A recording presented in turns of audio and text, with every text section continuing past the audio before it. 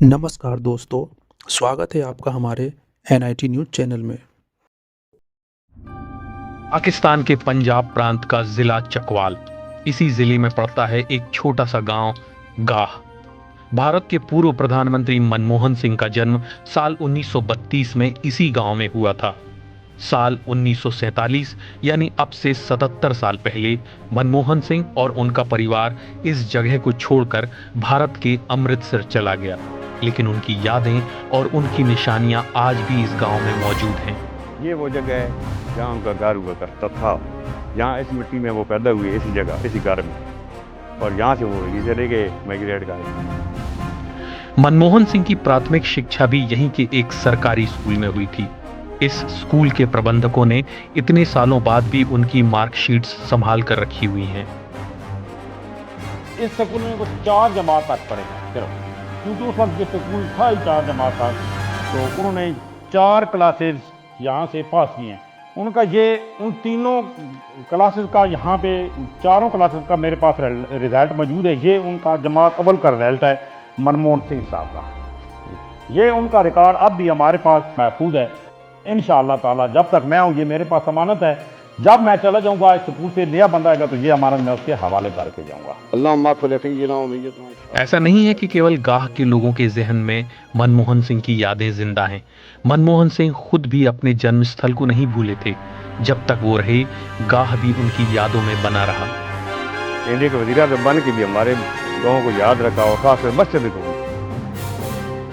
ये तो उनकी बड़ापन था कि यहाँ इस ज़मीन पे पैदा होने वाला, इस छोटे से गांव की छोटी सी ज़मीन में, और इतने बड़े मुल्क का वज़ीर आज़म बना, हमें इस जगह पे फ़ख्र है। ये इंसान चला जाता है, उसकी यादें रह जाती हैं। हम मुसलमान हैं, वो सिख हैं। सबसे पहले जो उनकी बात मुझे याद है कि उन्होंने एक मैसेज भेजा था कि मेरे घर के साथ एक जामा मस्जिद है, वहाँ पे नमाजी नमाज़ पढ़ते थे। मुसलमानों की बात कर रहा हूँ, अल्लाह पाक को, और वो आज नहीं है, लेकिन उनकी बात हमें इसलिए याद है कि अच्छी बातें हमेशा याद रखी जाती हैं। उन्होंने कहा कि वहाँ पे लोग नमाज़ पढ़ते हैं और पानी ठंडा होता है, वहाँ पे मैं गीज़र लगवाना चाहता हूँ। तो हमने उनको कहा जी हमारी वहाँ पे 3 मस्जिदें हैं। तो उन्होंने 3 मस्जिदों के लिए इंडिया से वो गीज़र सिस्टम भेजे हैं, जो आज भी हमारी मस्जिदों में लगे हुए हैं।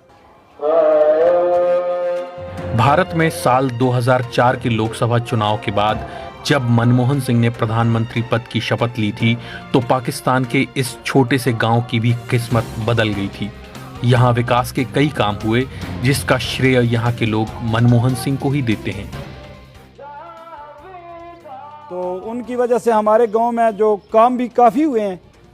बच्चियों का हाई स्कूल बना, बच्चों का हाई स्कूल बना, BHU की इमारत बनी, वेटनरी का अस्पताल बना, और तकरीबन बलकसर से लेकर गाह तक डबल रोड बनी।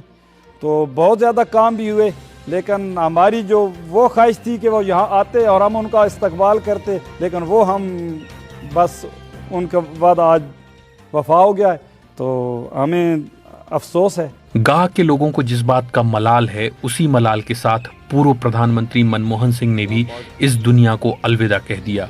उनकी दिली इच्छा थी कि वो कभी अपने गाँव जाएं, अपने स्कूल का दौरा करें, वहां के पेड़ दोबारा देखें, लेकिन 10 साल तक प्रधानमंत्री रहने के बावजूद वो कभी पाकिस्तान नहीं जा सके। तमाम लोगों की ख्वाहिश है कि कहते हैं कि यार हम लोग अगर आसानी हो तो वहाँ जाएं और उनकी आखिरी रसूमात में शिरकत करें, लेकिन हम लोगों ने उनको बताया कि ये पॉसिबल नहीं है, हमारे दोनों मुल्क के हालात ऐसे नहीं है, तो बस यहाँ ही बैठ के दुआ कर सकते हैं।